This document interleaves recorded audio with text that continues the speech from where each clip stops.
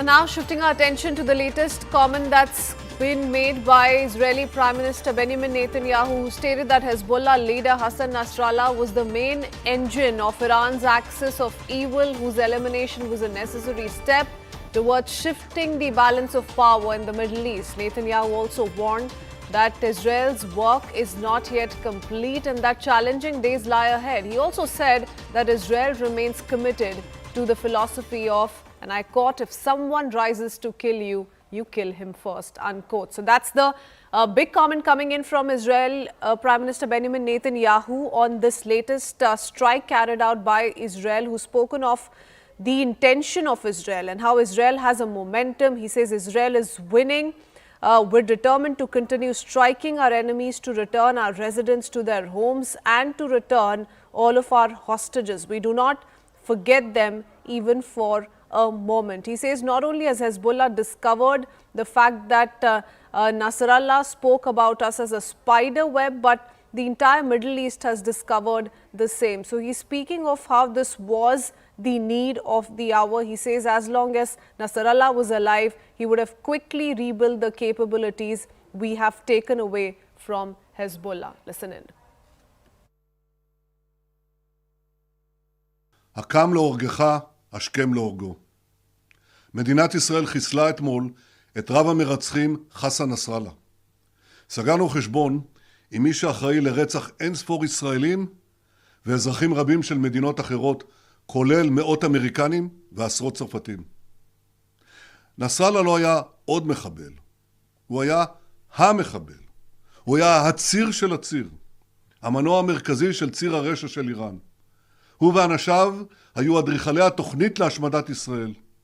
הוא לא רק הופעל על ידי איראן, הרבה פעמים הוא גם הפעיל את איראן. ולכן בתחילת השבוע הגעתי למסקנה שהמכות העוצמתיות שצה"ל הנחית על חיזבאללה בימים האחרונים, המכות האלה לא יספיקו. חיסולו של נסראללה הוא תנאי הכרחי להשגת היעדים שהצבנו. החזרת תושבי הצפון בבטחה לבתיהם, ושינוי מאזן הכוחות באזור לאורך שנים.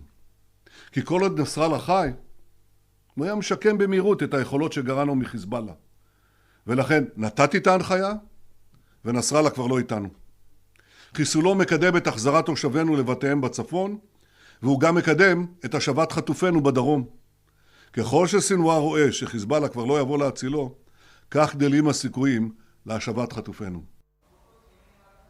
My colleague Siddhant Mishra joins us on the phone line with more. A very good morning to you, Siddhant. You know, that's Benjamin Netanyahu once again making Israel's intentions absolutely clear, with US President Joe Biden also hailing this latest assault carried out by Israel. And, you know, Benjamin Netanyahu says in as many words that Nasrallah was not just any other terrorist. He was the terrorist. What do we make of the ongoing situation? So far, the focus was on the manner in which there was a little bit of, loss of life taking place in Lebanon. And that was a concern being raised by many global players. But suddenly the focus is completely shifted to these activities of Hezbollah and how Israel wants to demolish it. Well, in fact, yesterday, Netanyahu made it very, very clear. One thing he made it very clear, that challenging days lie ahead. Netanyahu also, in his address, said that Nasrallah's elimination was a necessary step towards shifting the balance of power in the Middle East. Now, it is indeed an Osama bin Laden movement for Israel. But if we look beyond that, then by doing this, Israel has shifted the balance of power in the Middle East. Now, Iran used to exercise control over Middle East through its proxies. And first Hamas and now Hezbollah, the chiefs have been eliminated. They have been they have been finished. The entire cadre of these two militant groups have been eliminated, and Israel is making sure that these groups don't regroup again against the Israel. That's the target of Israel, and they have successfully managed to achieve that also, both in the case of Hamas and Hezbollah. So this is the worst ever time for Iran in last maybe 2 decades, 3 decades, that 2 of its proxies are on the verge of getting finished now. They are almost finished. Their chiefs have been eliminated. So, and proxies are very important. Proxies play a very important role when it comes to the security framework of Iran in the Middle East. So, Iran is at its weakest.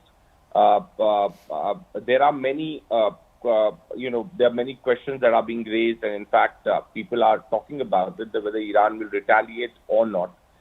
Iran understands one thing, that given U.S. elections going on, and there is a chance of new president coming after November, Iran is on a defensive mode and not in a mood of taking risks by directly engaging militarily with Israel. Because if that happens, then Iran knows that there's nobody to stop Israel right now. And that is one aspect.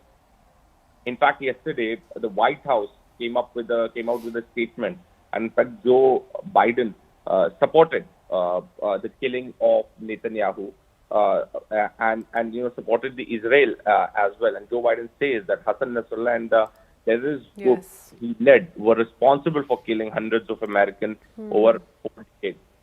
In fact, he also said that he directs his Secretary of Defense to further enhance the defense posture of U.S. military forces in the Middle East region.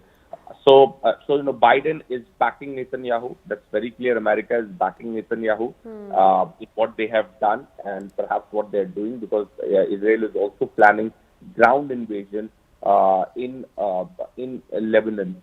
So that is how the situation in the Middle East looks like.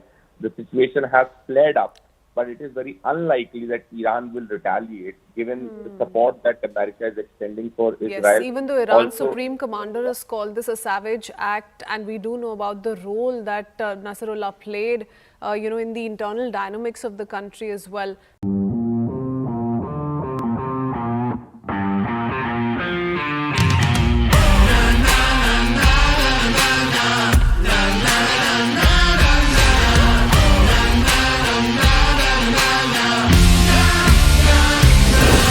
Make informed decisions with comprehensive analysis on the go. Strengthen your portfolio with real-time market updates on the go. Create effective strategies with insightful expert opinions on the go. Grow on the go with CNBC-TV18, now streaming live 24/7 on YouTube.